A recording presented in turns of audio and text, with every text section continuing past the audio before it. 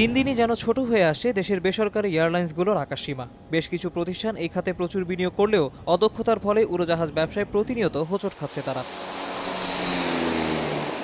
Bangladesh civil এভিয়েশনের তথ্য অনুযায়ী গত দেড় দশকে ৮টি বেসরকারি এয়ারলাইন্স যাত্রা শুরু করলেও ব্যবসা ধরে রেখেছে মাত্র ৩টি প্রতিষ্ঠান।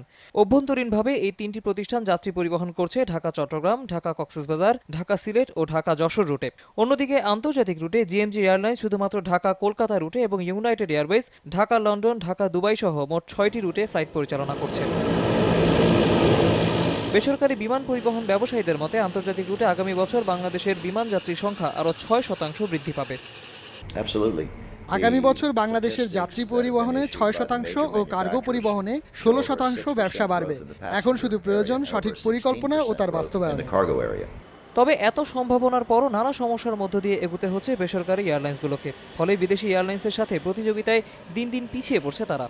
বাংলাদেশে আগামী 10 বছরে 300 এয়ারক্রাফটস দরকার। এখন আমার মনে হয় আমাদের 30 এয়ারক্রাফটস বাংলাদেশে রেজিস্টার্ড হয়তো আছে, 30টা মাত্র। তো আপনি বুঝতে পারেন যে বাংলাদেশের এভিয়েশন বিজনেস কীরকম বুমিং, কিন্তু সরকারি বা বেসরকারি উদ্যোগের অভাবে মার্কেট শেয়ার চলে যাচ্ছে বিদেশি এয়ারলাইন্সের কাছে। বিমানের সাবেক কর্মকর্তার মতে সঠিক পরিকল্পনার অভাবেই মাথা তুলে দাঁড়াতে পারছে না দেশের বেসরকারি বিমান ব্যবসা। যারা শুরু করছে তারা তো এভিয়েশন এক্সপার্ট, তারা তো এভিয়েশনের ব্যবসা করে নেই আগে, সুতরাং সেই জন্য করে নেই, সেই জন্য আজকে তাদের ব্যবসা যে খুব সফল তা না, কিন্তু এটা তাদের একটা প্রেস্টিজ কনসার্ন। তবে এসব সমস্যা নিয়ে সিভিল এভিয়েশন কর্তৃপক্ষের সাথে একাধিকবার যোগাযোগ করা হলেও ক্যামেরার সামনে কথা বলতে নারাজ তারা। তৌহিদ হোসেন, সময় সংবাদ, ঢাকা।